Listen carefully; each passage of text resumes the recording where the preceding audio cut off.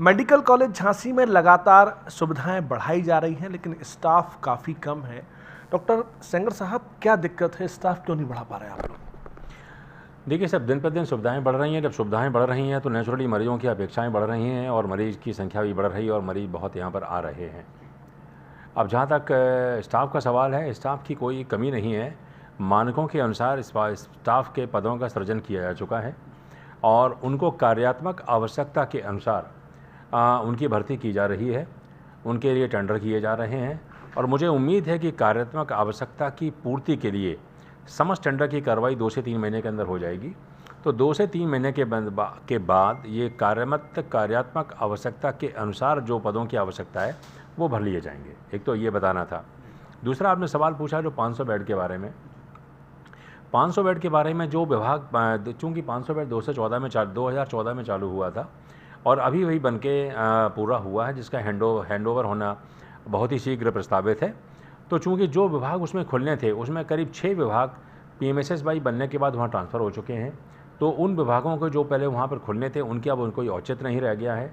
तो मैंने शासन को एक पत्र लिखा है कि उस बिल्डिंग के अंदर ट्रॉमा सेंटर इमरजेंसी खोल दिया जाए, जैसा सरकार की प्राथमिकता है कि 4 मेडिकल कॉलेजों में 100 बेड का ट्रॉमा सेंटर L1 सेंटर बनना है। तो मैंने शासन से अनुमति मांगी है। शासन में मैं डिस्कस भी कर चुका हूँ। प्रमुख सचिव महोदय ने इसमें खुशी जाहिर की थी और मुझे उम्मीद है कि इसमें हमें परमिशन मिल जाएगी। साथ ही अब जो ट्रॉमा सेंटर बनेगा, मैं उसमें 100 बेड की इमरजेंसी भी खोलना चाहता हूँ, तो उसके पदों का भी चाहिए। तो उसके पदों के सृजन की मैंने कमेटी बना दी है।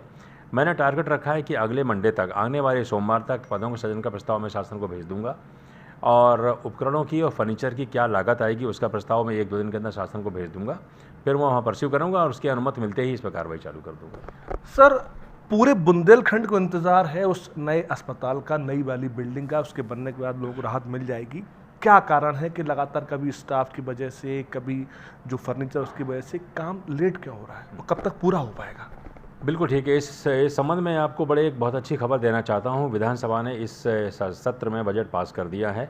4 मेडिकल कॉलेज के लिए करीब 100 करोड़ रुपए निर्गत किए हैं और इस 100 करोड़ रुपए से L1 का ट्रॉमा सेंटर बनना है। मैं प्रयासरत हूँ कि L1 का ट्रॉमा सेंटर के लिए मुझे बिल्डिंग का निर्माण ना करना पड़े। बनी बनाई बिल्डिंग जो ऑलरेडी बनी है इसमें हम चालू कर सकें। अगर ऐसा हो जाता तो 6 महीने के अंदर हम ट्रॉमा सेंटर चालू कर लेंगे, जबकि अन्य मेडिकल कॉलेज में जहाँ निर्माण भी होना है वहाँ ट्रॉमा सेंटर बनने में 2 से लेकर 3 साल लग सकते हैं।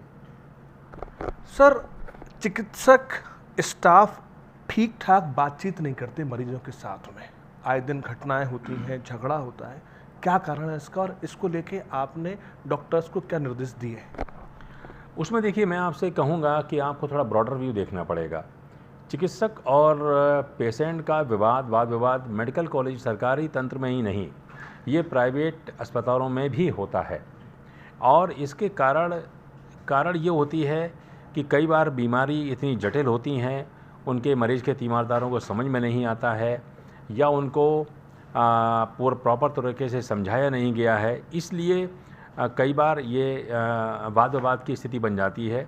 लेकिन आप इस बात से अंदाज़ा लगा लीजिए कि मेडिकल कॉलेज झांसी में जो छात्र छात्राएं पढ़ने आती हैं, ये हिंदुस्तान के ब्रिलियंट प्रोडक्ट हैं।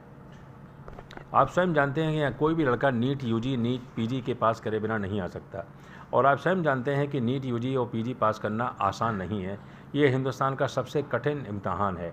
जब इस तरह के लड़के पास होके आएंगे तो नेचुरली वो जो लड़के हैं वो तो ब्रिलियंट हैं, उसमें तो कोई शक है ही नहीं। फिर भी कभी कभी वाद विवाद की स्थिति बन जाती है। तो इसलिए इसकी जिम्मेवारी, इसको ठीक करने की जिम्मेवारी मेडिकल कॉलेज के सीनियर डॉक्टर्स, प्रिंसिपल सभी की होती है। इसके लिए हमने मेंटोरिंग की व्यवस्था की है।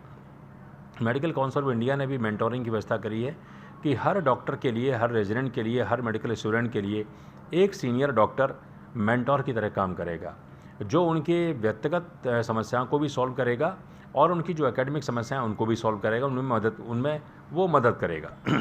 इस तरह से एक मेडिकल कॉलेज में कई तरह की कमेटियां बनी हैं जो डॉक्टर्स को, स्पेशली मेडिकल स्टूडेंट को, उनके मनोदशा को अच्छी रखेंगी। इसके बावजूद भी मैंने एक मेडिकल कॉलेज झांसी में एक सेवा प्रारंभ की है, उसका नाम है सर्विस विद स्माइल।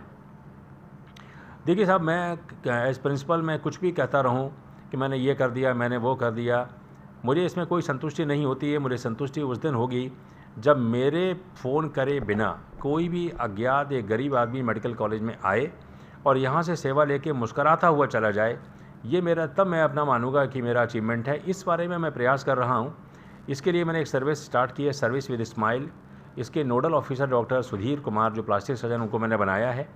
इसके लिए मैं जो भी प्रयास हो सकते हैं, काउंसलिंग है, जो लिटरेचर है, जो बात करने का तरीका है, इस बारे में रेगुलर उनको मैं इस पर कार्रवाई कर रहा हूँ। और मुझे उम्मीद है कि इसमें पूर्ण रूप से नहीं, बट मुझे आंशिक सफलता तो ज़रूर मिलेगी।